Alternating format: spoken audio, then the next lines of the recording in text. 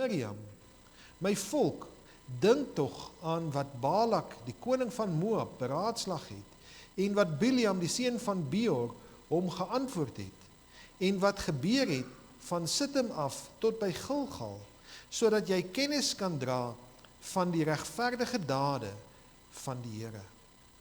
Waarmee sal ek die Here tegemoet gaan en my buig voor die hoë God? Sal ek hom tegemoet gaan met brandoffers, met jaaroud kalwers? Sal die Here 'n welbehae in 1000 ramme en 10.000 strome van olie?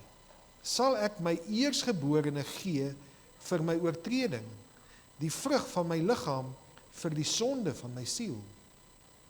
Hy het jou bekend gemaak, o mens, wat goed is. En wat vra die Here van jou anders, as om reg te doen en liefde te betrag en ootmoedig te wandel met jou God? Die stem van die Here roep tot die stad. Dit is heilsaam om u naam te vrees. Hoor die roede en wie dit bestel het. Is daar nog altyd in die huis van die goddelose skatte van onreg en 'n skrale Eva wat vervloek is? Sal ek rein kan wees by 'n valse weegskaal en by 'n sak vol bedrieglike gewigte? Want die rykes in die stad is vol geweld en die inwoners daarvan spreek leentaal en hulle tong is bedrog in hulle mond. So slaan ek jou dan ook met 'n smartlike wond, met verwoesting weens jou sondes. Ja, jy sal eet, maar nie versadig word nie, sodat jou honger in jou binneste bly en jy sal wegbring sonder om iets te red. En wat jy red, sal ek aan die swaard oorgee. Jy sal saai, maar nie maai nie. Jy sal olywe uittrap, maar nie met olie salf nie. En mos maak, maar geen wyn drink nie. Want die insettinge van Omri word onderhou en al die werke van die huis van Agab en julle wandel ooreenkomstig hulle planne, sodat ek jou tot 'n woestynny sou maak en die inwoners daarvan 'n bespotting en die smaad van my volk sal julle dra. En kom ons lees net tot sover uit die woord van die Here. Dan sit ons so, dan sluit ons die oë. Here, ons het nou gesing, U is ons wonderbare raadsman, sterke God, ewige Vader, vredevors. En ons wil U loof en prys, Here, dat ons hier vanaand is om U te eer. Here, U het ons deurgedra in hierdie jaar, in 2024, en U is ook die een wat ons graag mee saamstap in 2025. Here, ons kom bid en ons kom vra dat U ook in ons harte sal kom spreek en dat U ons 'n boodskap sal kom gee om aan vas te hou, ook vir die jaar wat kom. Here, vir baie van ons was dit 'n moeilike 2024. Here, daar is baie dinge wat gebeur het in hierdie jaar, wat ons weg wil wens en dink dit sal nooit gebeur nie. Dit moet nooit weer gebeur nie. En Here, ons kom bid en ons kom vra dat U ons sal staande hou in die jaar wat kom. Dankie, Here, dat ons U kan loof en prys. Dat ons kan weet, U goedheid en U guns behoed en bewaar ons. U gaan saam met ons. Here, ons kom vra U om ook vanaand in ons harte te spreek, en dat U ons sal lei in die woord, dat U ons gedagtes en ons denke sal rig. En ons vra dit alles in die naam van ons koning Jesus Christus. Amen. Ek wil vanaand begin met die gedagte, wat is goed vir 2025? Nou, ons teks van oordenking, wat ons hierso kry, uit hierdie gedeeltes daarso in vers 8, wat sê, hy het jou bekend gemaak, o mens, wat goed is. Nou, dit is wat goed is vir 2025. Wat vra die Here anderster van jou, as om reg te doen en liefde te betrag en ootmoedig te wandel met jou God? En as ons na die Afrikaanse nuwe vertaling, die 83 vertaling sê dit so, hy sê, mens, die Here het jou bekend gemaak wat goed is. Hy vra van jou, dat jy reg sal laat geskied, dat jy liefde en trou sal bewys, dat jy bedagsaam sal lewe voor jou God. En daar het ons 3 gedagtes wat die Here dan vir 'n mens gee.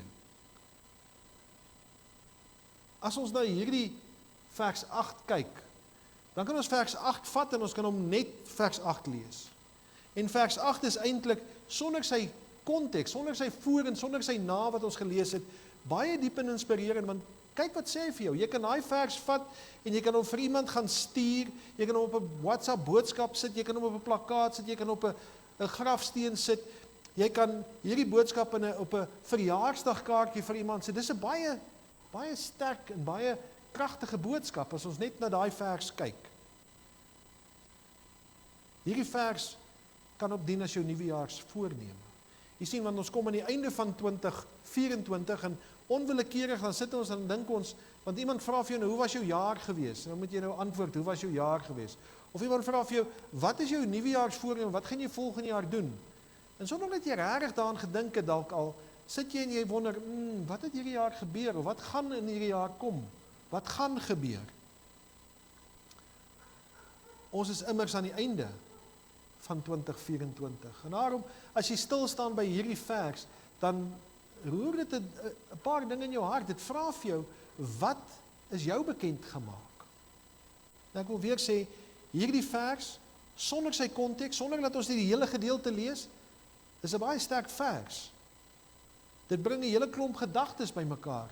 Dit sê vir jou om regverdig te wees, om liefde te bedink, om lief te wees, om nederig te wees voor God. Maar as ons hierdie konteks van hierdie hele gedeelte vat, ons vat hierdie vers en ons sit hom in die middel, dan is dit asof daar, soos jy ingekleer het in graad 1, jy leer om in te kleer in die buitelyne, 'n bietjie donkerder in te kleer, maar dit begin uitstaan. En hierdie vers staan dan vir jou uit. In konteks is hierdie vers tussen twee dringende uitroepe van God soos die Engelsman sê, ingesandwich. Hy staan tussen in hierdie twee. Die 5 verse voor vers 8 beklemtoon dat daar 'n aanklag teen die volk ingebring moet word. Omdat hulle nie alles is wat hulle moet wees nie. Omdat hulle nie alles gedoen het wat hulle moes doen nie. Al het hulle so gedink. Al het hulle gedink, ek is op die plek waar ek moet wees. Micha praat namens die volk en hy vra 'n retoriese vraag in die lig van God se getrouheid teenoor hulle. Kan hulle hul skynheiligheid voortsit deur uiterlik godsdienstig te wees, maar innerlik sondig? En dis eintlik die konteks van hierdie gedeelte en dis nou waar hierdie vers inpas. Daar skuil iets onder die oppervlak, iets wat as jy dit gaan lees, dan jy kan nie dadelik jou vinger daarop sit nie, maar as jy dit deurgelees, dan kom jy agter, dit is wat hier aangaan. Daar's iets, daardie iets het te doen met vergeet. Jy sien, hulle het vergeet wie God is. Hulle het vergeet wie dit is wat hulle tot op hierdie punt gebring het. Dit is om God te vergeet, selfs te midde van die voordeel en die genade wat jy uit God uitgetrek het.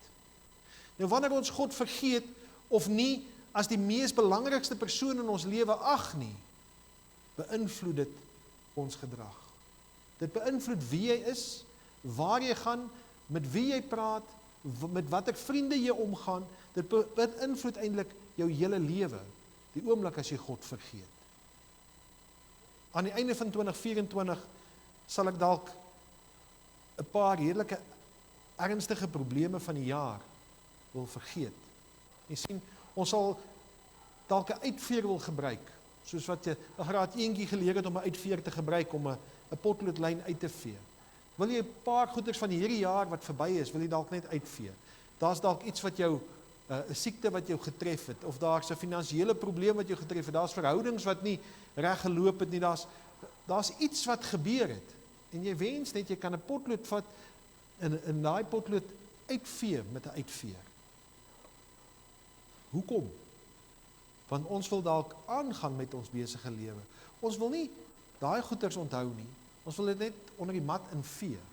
En ons wil maar net aangaan. Want hierdie jaar, soos hulle gesê het, mag dit 'n treffer wees. Hierdie jaar mag dalk net die beter ene wees.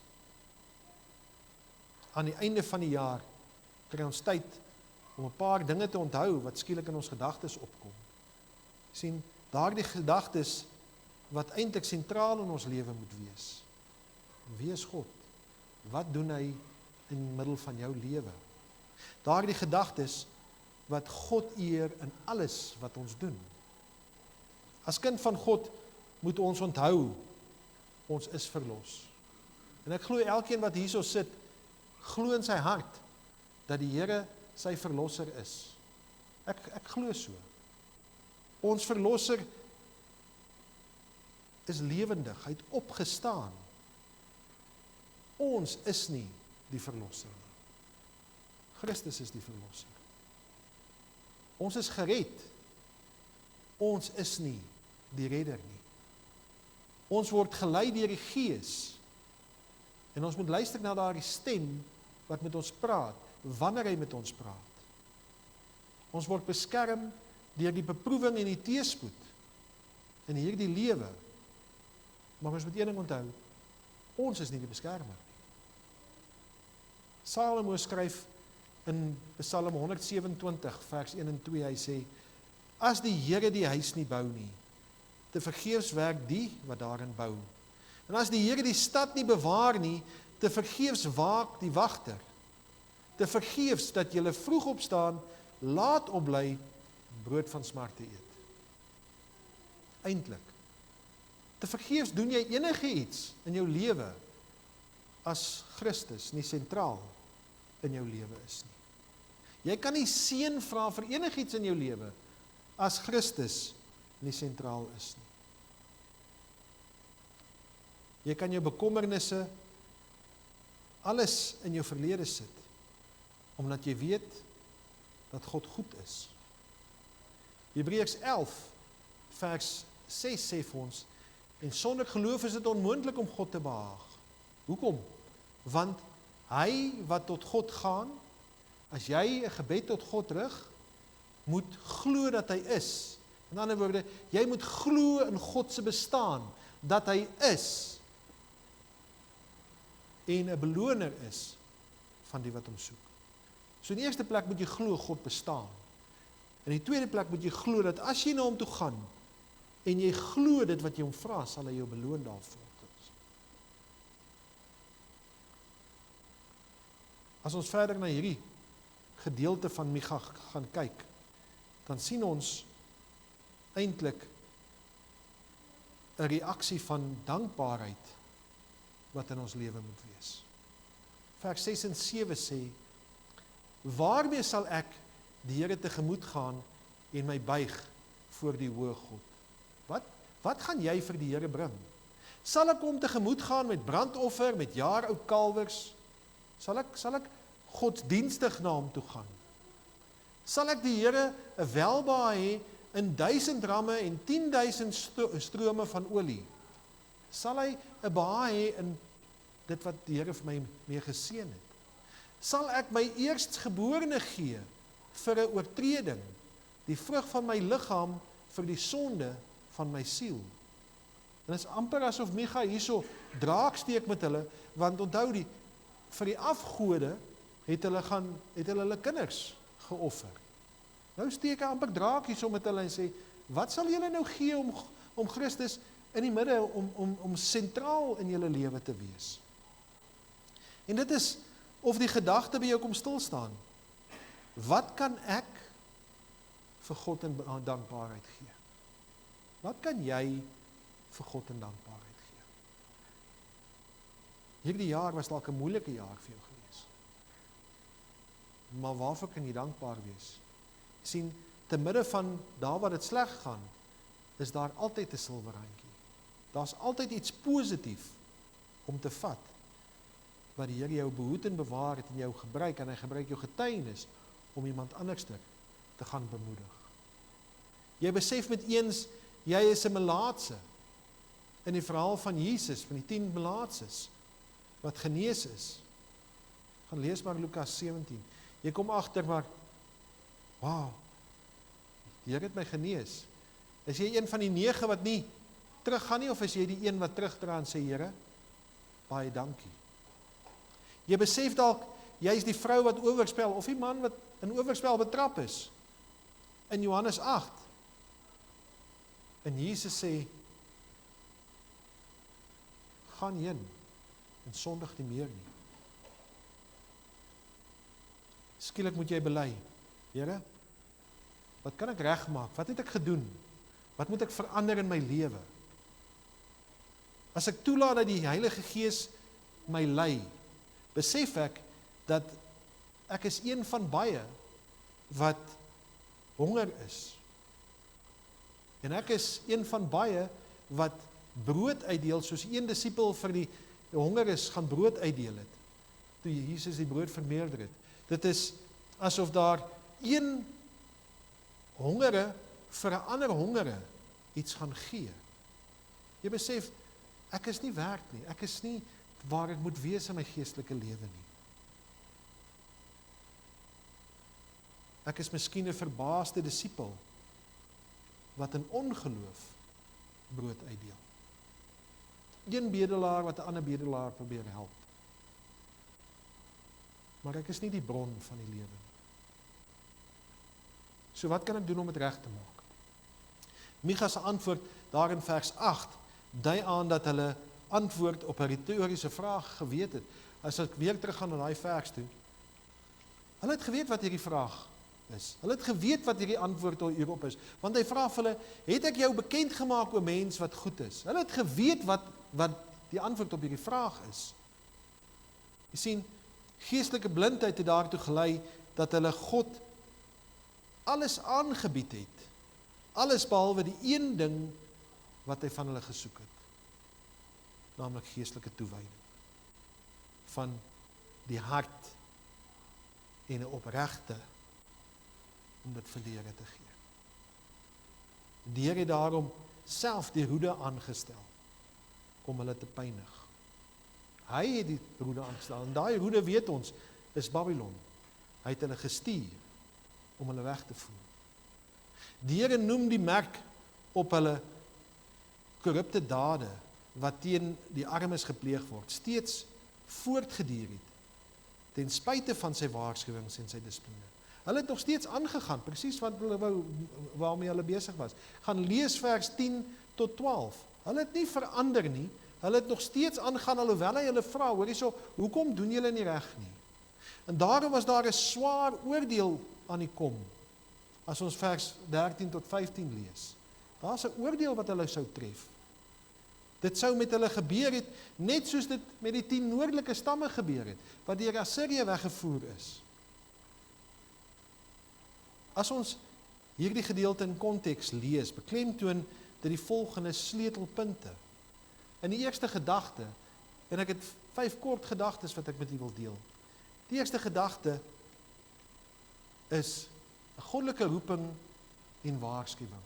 Dis die eerste gedagte. Hy sê in vers 9, die stem van die Here roep tot die stad. Dit is heilsaam om u naam te vrees. Hoor die roede en wie dit bestel het. God roep die volk uit die staanspoor om ag te gee op dit wat hy vir hulle sê. Om hom te erken. Anders gaan hy hulle teregwys. En vandag wil ek vir jou vra, vir jou sê, hoor die stem van die Here wat jou roep. Dit wys daarop. Dis wys om daarop ag te gee. Dis wys om daarna te luister as die Here met jou gepraat het. God is in beheer. Jy's nie in beheer nie. Jy mag dalk buite beheer wees, maar God is in beheer. Die tweede gedagte. Daar's 'n goddelike veroordeling van onreg. Vers 10 tot 11 sê, is daar nog altyd in die huis van die goddelose skatte van onreg en skrale Eva wat vervloek is? Sal ek rein kan wees by 'n valse weegskaal en by 'n sak vol bedrieglike gewigte? Wat het hulle gedoen? Hulle het hulle gewigte verander en dan het hulle vir die ou gesê, hoor, hier is vir jou 'n kilogram meel, maar intussen hier onder die tafel deur het hulle net 'n 500 gram gewig gevat en hom neergesit en dan balanseer hy uit en dan sê hulle, daar's jou meel wat ons jou verkoop het. Hulle het, dit wat hulle gedoen het, het hulle alles gedoen om te bedrieg, eerder as om alles wat hulle doen, tot eer en verheerliking van ons hemelse Vader te doen. Die gedeelte veroordeel die gebruik van oneerlike skale en valse maatreëls wat wyd verspreide korrupsie en bedrog onder die volk simboliseer het. Dit was oneerlike gewin wat vervloek is. Het jy dalk dubbelstandaarde in 2024 gehad? Weet jy, het een standaard vir een persoon en jy het 'n ander standaard vir 'n ander persoon. Dan wil ek vir jou sê, dan het jy dubbelstandaarde gehad. Want vir een persoon sal jy op A vergoed, maar die ander persoon sal jy op B vergoed, al het hulle presies dieselfde werk gedoen. Was jy regverdig in alles wat jy gedoen het in 2024? In jou verhoudings, in jou besigheid, maar ook daar waar jy met God wandel. Was jy regverdig of was jy besig met onreg?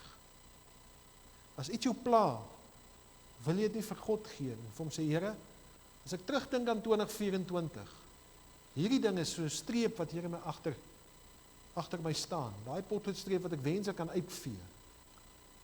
Here, wil U nie kom en daai streep kom wegvat uit my lewe uit nie. My kom vrede gee nie. Die derde gedagte, daar's gevolge van sonde. Hy sê daar so in vers 12 en 13, want die rykes in die stad is vol geweld. Kyk nou hierdie 3 woorde, geweld, leentaal en bedrog. Wat is die gevolg van sonde? Dit veroorsaak geweld, dit veroorsaak leentaal, dit veroorsaak bedrog. Want jy wil tog nie iemand moet uitvind wat jy doen, as jy besig is om iets in die donker te doen. Want die rykes in die stad is vol geweld, en die inwoners daarvan spreek leentaal, en hulle tong is bedrog in hulle mond. So slaan ek jou dan ook, met 'n smartlike wond, met verwoesting weens jou sonde. As gevolg van hulle sondes verklaar God, dat hulle pogings te vergeefs sal wees, in alles wat hulle doen. Hulle sal nie bevrediging of sukses vind in hulle pogings wat hulle aanwend. Is dit dalk wat in 2024 dalk met jou gebeur het? Het jy dalk jou bes gedoen, en dit voel vir jou of jou bes net nie goed genoeg is nie. Dit voel of jy net nie kan voorkom nie, jy weet nie hoekom jy nie kan voorkom nie. Het jy by God gaan stil staan en vir hom gevra, Here, wat wil U vir my sê? Wat is daar in my gedagtes? Waar het ek gefouteer? As jy self ondersoek doen, is daar iets wat die Gees vir jou uitwys? As daar is, doen iets daaromtrent.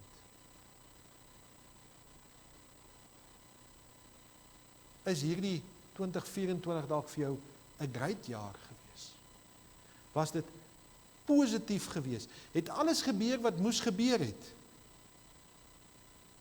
Vra jouself af, wat het ek gedoen wat gewerk het? Gaan word bietjie stil, jy gaan agterkom, jy het binne die wil van die Here beweeg, daar waar jy beweeg het. Somstyds kan 'n mens 'n great jaar hê, maar in daai great jaar is daar baie storms. Maar as jy terugkyk, dan sien jy maar, die Here het my hierheen gered, en het my hierheen gered, en het my hierheen gered. Dit, 'n great jaar, het nie noodwendig geen storms nie. Vra vir die boere, hulle sal vir julle sê, as die storm nie kom nie, kom die reën nie saam met dit nie. Hulle wil graag daai wolke sien kom. Die donder weer moet kom, sodat die diep water kan val.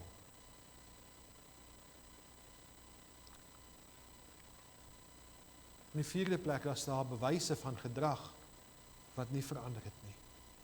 In vers 16 lees ons, want die insetting van Omri word onderhou en al die werke van die huis van Agab en julle wandel ooreenkomstig hulle planne. Die volk word vergelyk met 'n korrupte gebruike van Omri en Agab, wat 'n voortsetting van sondige tradisies is.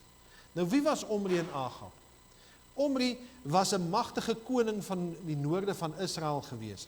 En Omri het Agab as sy seun gehad. Omri was 'n weermagbevelvoerder gewees en hy het teen Tirsa, die koning van Tirsa, opgetrek en hy het hom, die koning van Tirsa, gedwing om selfmoord te pleeg. En hy het in sy plek gaan regeer. Klink wreed. Omri het 12 jaar regeer, en 6 jaar in Tirsa. En toe het hy 'n heuwel gekoop, waarop Samaria gevestig is.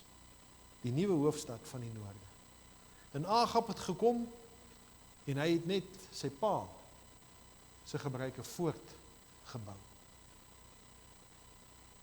Hy is gesterwe, en hy is begrawe in Samaria.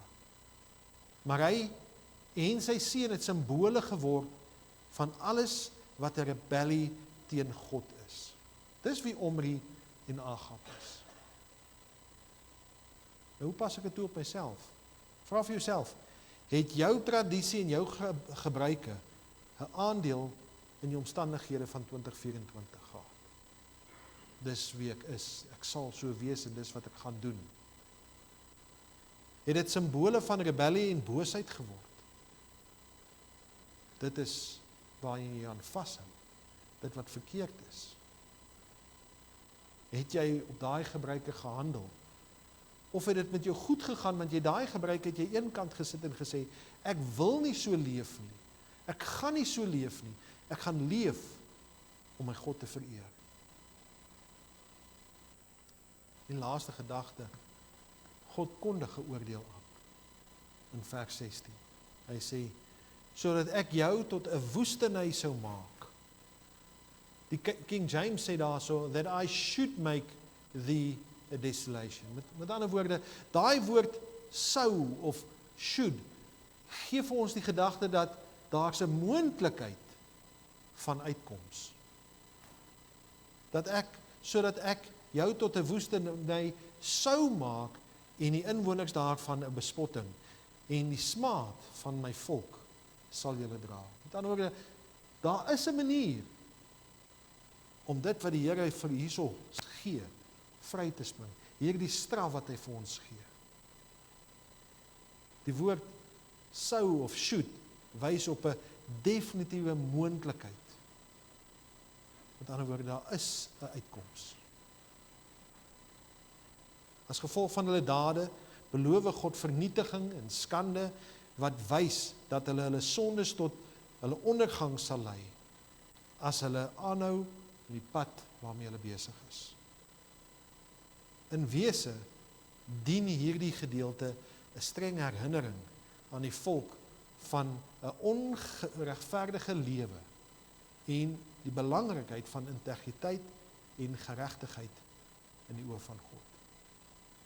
Kan jy vir jouself vra, Here, is daar iets wat tussen my en U staan? Wat moet ek eenkant sit? Wat moet ek op fokus? So ek dink, dis tyd dat ons regtig in die lig van hierdie konteks met vars oë kyk na wat God vir ons sê. Wat sê God vir jou in hierdie aand, aan die einde van 2024? Wat sê hy vir jou in die begin van 2025? Ons moet onsself heroriënteer om die onbeperkte genade van God te ontvang.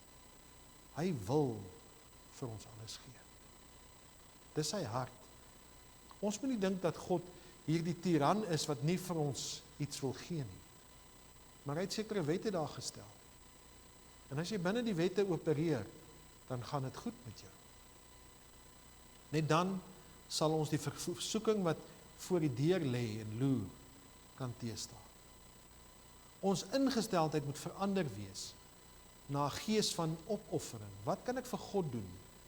Nie wat kan ek uit die wêreld uit kry nie. Ons moet daarop let om ons gedagtes en ons harte deur God te laat beset en nie ons eie vooropgestelde idees nie.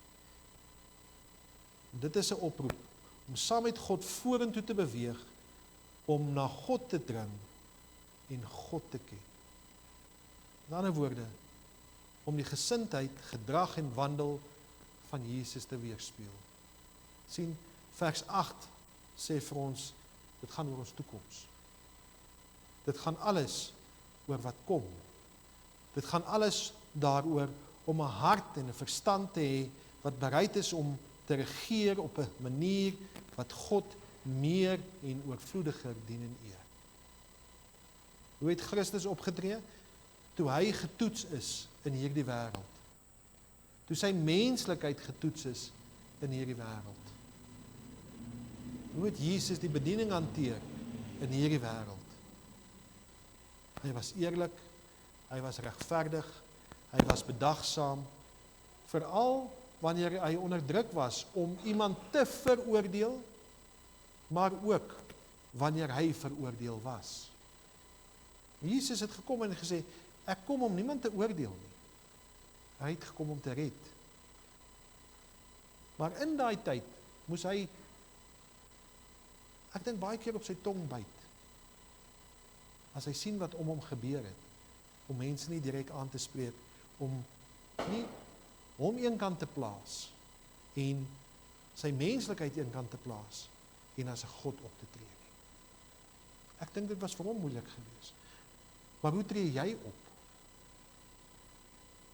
Hy was eerlik, hy was bedagsaam. Veral wanneer hy onder druk was. Hy was genadig en vol deernis. Hy het aktief 'n lewe van liefdevolle passie uitgeleef. Hy is die voorbeeld vir ons gewees. Hy het opgeoffer. Jesus het homself nedergedra. En alhoewel hy God was, was hy nie geïnteresseerd om sy status te gebruik, om gesag af te dwing nie. Hy het die teenoorgestelde gedoen. Hoe het hy het die disippels se voete gaan was, as 'n model vir ons, om nederig te wees, om uit te gaan en die Here te dien, om te versoen, om vrede te maak. En so het ons ook ons sleutelvers, daar in vers 8. Hy het jou bekend gemaak, o mens, wat goed is. Die Here het gekom en hy het gesê, ek het jou bekend gemaak wat goed is. Hy het vir die volk gesê, ek het jou bekend gemaak wat goed is. En as ek nou weer kan terugkom, ek kan sê, ons kan net stil staan by daai vers. Maar as ek daai vers tussen konteks sit, dan is daai vers eintlik baie meer kragtig. Hy dra baie meer gewig vir jou en vir my. Hy het jou bekend gemaak, o mens, wat goed is. En wat vra die Here van jou anders? Wat vra hy vir jou anders in 2025? As om reg te doen en liefde te bedrag en ootmoedig te wandel met jou God. Wanneer ons foute van die verlede erken, daai strepe wat ons wil uitvee, wat ons nie wil hê iemand moet van weet nie, gaan erken eerder jou fout. Wanneer ons dit bely, hy is getrou en regverdig om ons die sondes te vergewe en van alle ongeregtigheid te reinig. 1 Johannes 1:9. Wanneer ons nadink oor hoe God in die verlede getrou was, kan ons hoop hê, kan ons bemoedig word dat hy ons in die toekoms ook sal deurdra. God is met ons in die reis van die lewe. Wanneer ons dus God se vereistes uitleef, moet ons regverdig optree. Ons moet die liefde bedink. Dink 'n bietjie daaraan, wat beteken dit om die liefde te bedink? Wat beteken dit om regverdig op te tree? Net ons ry van hier af Pretoria toe. En dan sien ons hierdie bordjies wat sê 60-80, 60-80, 60-80, 180, 60, 100 en dan ewe skielik dan spring 'n ou daar voor ons in. En dan word ons so kwaad. Maar ons het nie regverdig opgetree nie. Want die wet was daar gewees en ons moes reg ry. Dis regverdig optree in die klein dingetjies. Dan sal ons ook in die groot dinge regverdig wees. So om die liefde te bedink. En om lief te wees. Vir wie is jy nie lief nie? Vir wie staan in jou pad? Vir wie is jy kwaad? Het jy al 'n bietjie gaan bedink wat liefde is? Jy weet, soms dan sit ons onsself in hierdie kant, en jy dink in hierdie kant jou voete, maar sit jouself net in die ander ou se skoene, in die ander kant. En dink 'n bietjie aan daai kant. Maar nou moet ons ook versigtig wees. Jy sien, daar's 'n woordjie wat sê, bedink dit. Dit sê nie jy moet blindelings daarin hardloop nie. Bedink dit. Want sien, daar's mense wat jou goedheid misbruik. Bedink dit. Dink wat reg is. Doen wat reg is. Ons moet terug by die eerste, doen wat regverdig is. Wandel met nederigheid met jou God. Jy is nie magtig nie. Jou besluite wat jy maak is nie magtig nie. God is magtig.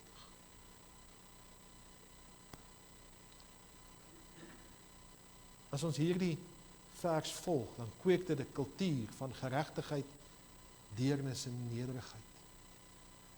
Die Here het jou bekend gemaak wat nodig is vir 2025. Wat goed is vir 2025. Wil jy nie daarop handel en hom verheerlik nie? Hy het jou bekend gemaak, o mens, wat goed is. En wat vra die Here van jou anders, as om reg te doen, en liefde te bedrag, en ootmoedig te wandel met jou God. Mag 2025 vir elkeen van u 'n ongelooflike blink toekoms wees. Mag dit vir u 'n vrede wees, wat alle verstand te bowe gaan. Mag u die antwoorde kry wat u graag soek. Mag u gebede verhoor word, dit wat u voor God neerlê. Mag gaan doen wat goed is. Gaan doen wat goed is. Kom ons sit so en sluit ons deur. Ons hemelse Vader, U is magtig, U is kragtig. En Here, U is 'n jaloerse God wat die misdaad van die vaders besoek aan die kinders, tot in die 3de en die 4de geslag van die wat U gebooie nie onderhou nie.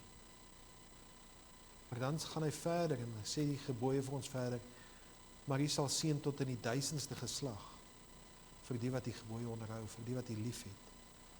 Here, dat daar 'n draai sal kom in elkeen van ons lewens, in elkeen van ons se families, tot in die 1000ste geslag, om U te dien en te eer in alles wat ons doen. Here, dankie vir U liefde en U genade. Dankie, Here, dat U by ons kom staan en dat U ons dring om die regte keuses te maak. Alhoewel ons soms hardkoppig is en ons eie kop volg. En as ons dan terugkyk, dan sien ons die verkeerde keuses langs die pad gemaak. Ag Here, vergewe ons tog. Vergewe tog ons menslike natuur, wat stroom op is in baie gevalle. Ek kom bid, Here, en ek kom vra, wees ons barmhartig, wees ons genadig, en lei ons in 2025 tot 'n hoopvolle toekoms. Here, dat ons sal doen wat goed is, dat ons dit sal betrag, dat ons die regverdigheid sal volg, dat ons die liefde sal volg. Dankie, Here, vir dit wat U vir ons gedoen het, en seën ons dan ook in dit wat kom. Ons vra dit alles in Jesus naam. Amen. Kom ons staan en sing ons